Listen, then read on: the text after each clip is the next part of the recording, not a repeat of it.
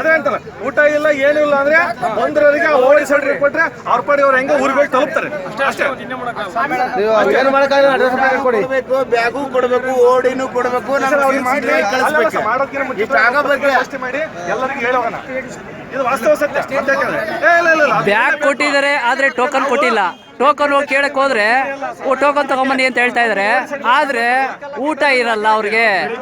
ಬಿಟ್ಟಿಗೆ ಬಂದವ್ರ ತರ ಸಾಹಿತ್ಯವನ್ನ ನೀವು ಪ್ರಾರಂಭ ಮಾಡಿ, ಜಲ ಸಾಹಿತ್ಯವನ್ನ ನೀವು ಪ್ರಾರಂಭ ಮಾಡಿ, ಕುಂತಲ್ಲೇ ನಿಂತಲ್ಲೇ ವಿಚಾರವನ್ನ ಜಲ ಸಾಹಿತ್ಯದ ಬಗ್ಗೆ ನೀವು ಚಿಂತನೆಯನ್ನ ಮಾಡಿದ್ರೆ ಯಾವ ಜಾಗೃತಿ ಹೇಳೋದ್ರಿಂದ ಒಂದು ನಿರ್ಣಯದಿಂದ ಮಾತ್ರ ಸಾಧ್ಯ ಇಲ್ಲ.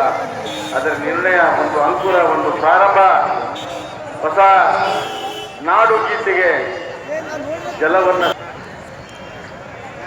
ನಮ್ಮ ಭವಿಷ್ಯದ ಹುಡುಗರಿಗೆ ಭವಿಷ್ಯ. ನಾವು ಈಗ ನೋಟುಗಳು ಇವತ್ತು ರದ್ದಿಯಾಗಿದೆ, ಮುಂದೆ ಬಂಗಾರ ಮೌಲ್ಯ. ನಮ್ಮ ಆಸ್ತಿ ಬಂಗಾರ ಅಲ್ಲ, ನೋಟ್ ಅಲ್ಲ, ಭೂಮಿ ದೊಡ್ಡ ಆಸ್ತಿ ಅಲ್ಲ. ಅದನ್ನ ಭೂಮಿಯನ್ನ ನಾವು ಜಲ ಸಂಪರ್ಕವನ್ನ ಮಾಡಿ ತಾಯಿ ನೆಲ ಜಲ. ಆದ್ರಿಂದ ನಾನು ಹೇಳಕ್ಕೆ ಇಚ್ಛೆ ಪಡ್ತೀನಿ, ಅತ್ಯಂತ ಒಳ್ಳೆಯ ಅಂತರಾಳದ ಹೇಳಕ್ಕೆ ಇಚ್ಛೆ ಪಡ್ತೇನೆ. ನೋಟಾಗ್ಲಿ, ದುಡ್ಡಾಗ್ಲಿ, ಬಂಗಾರವಾಗಲಿ ಅಲ್ಲ, ನಾವು ನಮ್ಮ ಮಕ್ಕಳಿಗೆ ಏನಾದರೂ ಕೊಡ್ತಿದ್ರೆ ಉತ್ತಮವಾದ ಬದುಕು ಕೊಡಬೇಕಾದ್ರೆ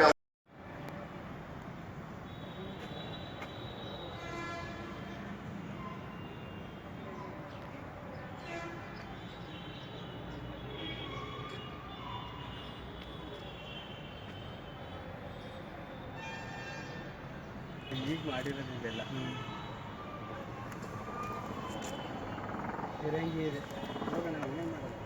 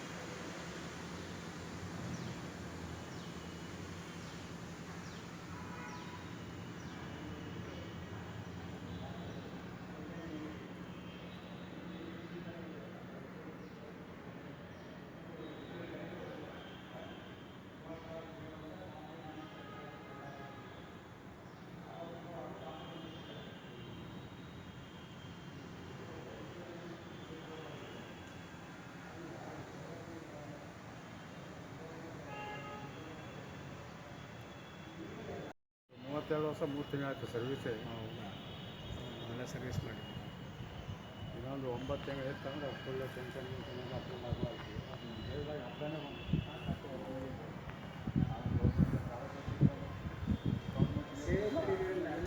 ಸೇವಿಂಗ್ ಮಾಡಿದಿಲ್ಲ, ಅದು ಮುಖ್ಯ.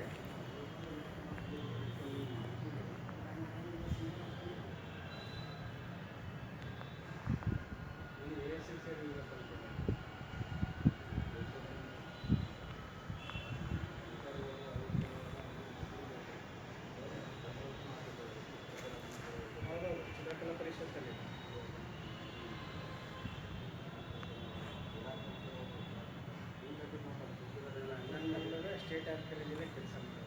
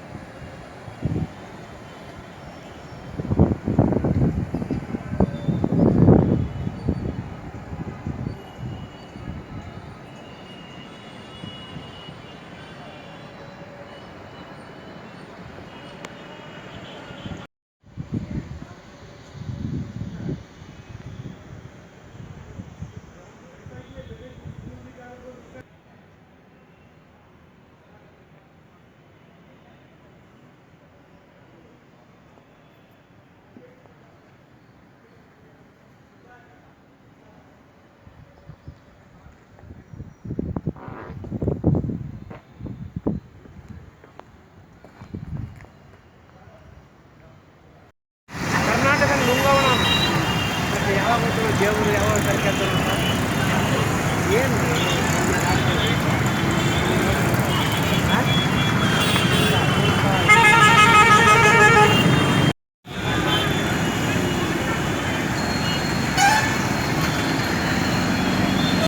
ಸಂಖ್ಯೆ ಮತ್ತು ನೋಡುಗರ ಸಂಖ್ಯೆ ಎರಡೂ ಜಾಸ್ತಿ ಆಗಿದೆ. ದ ಪ್ರಾಬ್ಲಮ್ ಇಸ್ ಕಾಂಪಿಟೇಷನ್ ಇಂದ ಏನಾಗೋಯ್ತು ಅಂದರೆ ಎಲ್ಲ ಒಂದು ಕಡೆಗೆ ಗುಣಮಟ್ಟದಲ್ಲಿ ಕುಸಿತ ಆಗಿದೆ ಅನ್ನುವಂತಹ ದೊಡ್ಡ ಸಮಸ್ಯೆ ಎಲ್ಲ ಸಂಪಾದಕರನ್ನು ಕಾಡ್ತಾ ಇದೆ.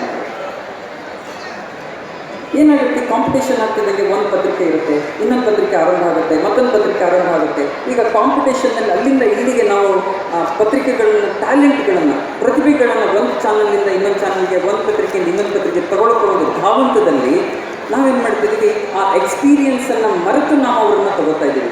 ಇವತ್ತು ಸಬ್ ಎಡಿಟರ್ ಆಗಿರ್ತಾನೆ, ಇನ್ನೊಂದು 6 ತಿಂಗಳ ಬಿಟ್ಟು ಅವನು ಸೀನಿಯರ್ ಸಬ್ ಎಡಿಟರ್ ಆಗಿರ್ತಾನೆ, ಇನ್ನೊಂದು ಇದರಲ್ಲಿ ಮುಖ್ಯ ಸಂಪಾದಕ ಆಗಿರ್ತಾನೆ. ಆಮೇಲೆ ಅವನು ಅನುಭವಗಳನ್ನು ಪಡೆಯುವ ಮೊದಲೇ ನಿರ್ಧಾರವನ್ನು ಕೈಗೊಳ್ಳುವ ಹಂತಕ್ಕೆ ಹೋಗ್ಬಿಡ್ತಾನೆ. ಅದು ಹೆಂಗೆ ಅಂತಂದರೆ, ಈಗ ಒಂದು ಆಪರೇಷನ್ ಮಾಡುವಂಥ ವೈದ್ಯ ಇದ್ದರೆ, ಇವಾಗ ಆ ವೈದ್ಯನಿಗೆ ಆಪರೇಷನ್ ಮಾಡುವಂಥದ್ದು ಅಥವಾ ಒಂದು ಚಿಕಿತ್ಸೆ ನೀಡುವಂಥದ್ದು ಅನುಭವದಿಂದ ಬರ್ತಾ ಹೋಗ್ಬೇಕು. ಪುಸ್ತಕದಲ್ಲಿ ಓದಿದ ಬದನೆಕಾಯಿ ತಕ್ಷಣಕ್ಕೆ ಯಾರಿಗೂ ಉಪಯೋಗಕ್ಕೆ ಬರೋಲ್ಲ.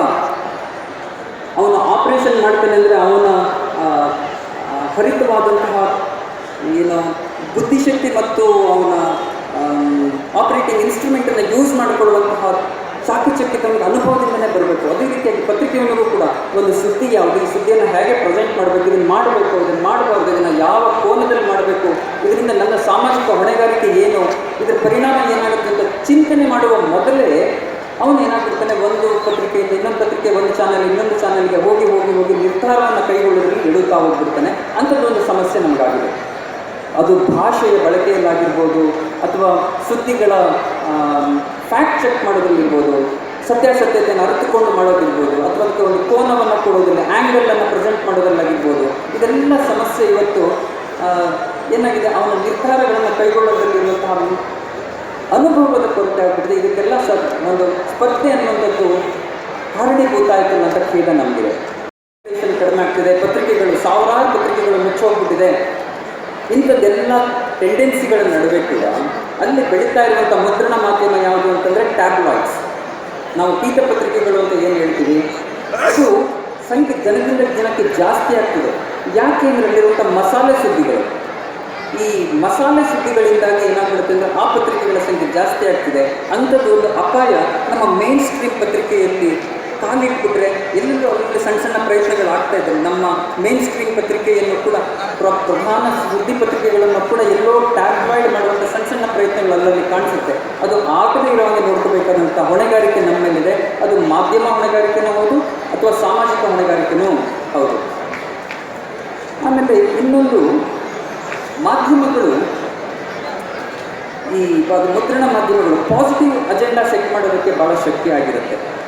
ನಾವು ಯಾವುದೋ ಒಂದು ಸ್ಕ್ಯಾಂಡಲ್ಲು, ಇನ್ಯಾವುದೋ ಒಂದು ಹಗರಣ, ಇನ್ಯಾವುದೋ ವಿಚಾರಗಳನ್ನು ಎಲ್ಲ ಕೊಡೋದ್ರ ಜೊತೆಗೆ ಒಂದು ಪಾಸಿಟಿವ್ ಅಜೆಂಡಾವನ್ನು ಸೆಟ್ ಮಾಡೋದಕ್ಕೆ ಸಾಧ್ಯ ಆಗುತ್ತೆ ಅನ್ನೋದಕ್ಕೆ ನಮ್ಮದು ಒಂದು ಎಕ್ಸಾಂಪಲ್ ಕೊಡ್ತೀನಿ. ಕರ್ನಾಟಕದಲ್ಲಿ ಈ ಮಾದಕ ದ್ರವ್ಯಗಳ ಪ್ರಮಾಣ ಜಾಸ್ತಿ ಆಗ್ತದೆ.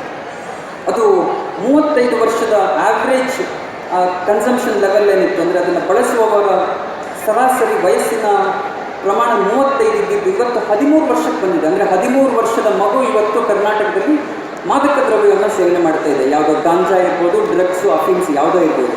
ಇದು ಒಂದು ಅತ್ಯಂತ ಕಳವಳಕಾರಿಯಾದಂಥ ವಿಚಾರ. ಎಜುಕೇಷನ್ ಕಾಲೇಜಿನ ಹೊರಗಡೆಗೆ ಸಿಗರೇಟು, ಬೀಡಿ, ಪಾನ್ ಮಾರಾಟ ಆದಂಗೆ ಇವತ್ತು ಡ್ರಗ್ಸ್ ಮಾರಾಟ ಆಗ್ತಿರುವಂಥದ್ದು ಒಂದು ಕಳವಳಕಾರಿಯಾದಂಥ ವಿಚಾರ. ಭಾರತ ದೇಶಕ್ಕೆ ಬೇಕೇ ಬೇಡವೇ ಅನ್ನುವಂಥದ್ದು ಏನಾಯಿತು ಅಂದರೆ, ಹೆಚ್ಚು ಕಡಿಮೆ ಎಲ್ಲ ವಿದ್ಯಾರ್ಥಿಗಳು ಕಂಪ್ಯೂಟರ್ ಈ ದೇಶಕ್ಕೆ ಗಟ್ಟಿ ಪಾಯಿಂಟ್ ಅಂಶ ಇತ್ತು. ಏನಪ್ಪ ಅಂಶ ಅಂದರೆ, ಒಂದು ಕಂಪ್ಯೂಟರ್ ಬಂತು ಅಂದರೆ ಅದು 1000 ಜನರ ಕೆಲಸವನ್ನು ಮಾಡುತ್ತೆ, ಆ 1000 ಜನರು ಉದ್ಯೋಗಗಳನ್ನು ಕಳ್ಕೊಂಡ್ಬಿಡ್ತಾರೆ ಅನ್ನುವಂಥ ಒಂದು ಅಂಶದ ಅಜೆಂಡಾ ಅವರ ಹತ್ರ ಇರ್ತಿತ್ತು. ಅದು ಅವ್ರಿಗೆ ಯಾವಾಗಲೂ ಬಹುಮಾನವನ್ನು ತಂದುಕೊಡ್ತಾ ಇತ್ತು. ಈ ಅಂಶ ಎಲ್ಲಿಂದ ಬಂತು ಅವ್ರ ತಲೆಯಲ್ಲಿ? ಈ ತರಹದ ಒಂದು ಕಲ್ಪನೆ ಅವರ ತಲೆಯಲ್ಲಿ ಹೇಗೆ ಬಂತು ಅಂದರೆ, ಆಗಿನ ವೃತ್ತಪತ್ರಿಕೆಗಳಲ್ಲಿ ಕನ್ನಡದ ಸಾಹಿತಿಗಳು ಹೆಚ್ಚು ಕಡಿಮೆ ಇದೇ ರೀತಿಯ ವಾದವನ್ನು ಮಂಡಿಸ್ತಾ ಇದ್ರು. ಕಂಪ್ಯೂಟರ್ ಈ ದೇಶಕ್ಕೆ ಬೇಡ ಅನ್ನುವಂಥ ವಾದವನ್ನೇ ಮಂಡಿಸ್ತಾ ಇದ್ರು. ಈಗ 25 ವರ್ಷಗಳ ನಂತರ, 30 ವರ್ಷಗಳ ನಂತರ ಎಂಥ ಬದಲಾವಣೆ ನೋಡಿ. ನಿನ್ನೆ ಸಮ್ಮೇಳನದ ಅಧ್ಯಕ್ಷರು ಸರ್ಕಾರಕ್ಕೆ ಕಂಪ್ಯೂಟರನ್ನು ಹೆಚ್ಚು ಹೆಚ್ಚು ಬಳಸ್ಕೊಳ್ಳೋದಕ್ಕೆ ಅದರಲ್ಲಿ ಕನ್ನಡವನ್ನು ಅಳವಡಿಸಬೇಕು ಅನ್ನುವಂತಹ ಕರೆಯನ್ನು ಕೊಟ್ಟಿದ್ದಾರೆ. ಈ 25 ವರ್ಷದಲ್ಲಿ ಒಂದು ಏನು ಅರ್ಥ ಆಗಿದೆ ಅಂದರೆ, ಜೀವಜಾಲಕ್ಕೆ ಕಂಪ್ಯೂಟರ್ ಜಾಲ ಅತ್ಯಂತ ಅವಶ್ಯಕ ಅನ್ನುವುದನ್ನು ತಿಳ್ಕೊಳ್ಳುವಷ್ಟು ನಾವು ಈ ಮಾತನ್ನು ಹೇಳೋದಕ್ಕೆ ಖುಷಿನೂ ಆಗ್ತಾ ಇದೆ. ಅನಾವಶ್ಯಕ ಭಯ. ಸಾಹಿತಿಗಳಾದ ಅವರು ಕಂಪ್ಯೂಟರ್ ನೋಡಿರಲಿಲ್ಲ, ನಮ್ಮ ದೇಶಗಳಂತೂ ಕಂಡೇ ಇರಲಿಲ್ಲ. ಆದರೂ ನಾವು ಮಾತಾಡ್ತಾ ಇದ್ವಿ ಆ ಹೊತ್ತಿನಲ್ಲಿ. ಅದು ಇವಾಗ ವಾಸ್ತವ ಏನು ಅಂತ ಗೊತ್ತಾಗ್ತಿದೆ. ಹೆಂಗೆ ಅಂದರೆ, ಕಂಪ್ಯೂಟರ್ಗಳು ಇಲ್ಲದೆ ಇದ್ದರೆ ಬದುಕು ಮಾಡೋದು ಕಷ್ಟ ಆಗ್ತಿದೆ ಏನೋ ಇವಾಗ ಅನ್ನುವಂಥ ಸ್ಥಿತಿಯನ್ನು ನಾವು ತಲುಪಿದ್ದೀವಿ. ಈಗ ನೋಡಿ, ವೇದಿಕೆಯಲ್ಲಿ ನಮ್ಮ ಅಧ್ಯಕ್ಷರ ಭಾವಚಿತ್ರ ಅಥವಾ ಎಲ್ಲ ಕಡೆಗೂ ಆರಾಧಿಸ್ತಾ ಇದ್ದಾರೆ.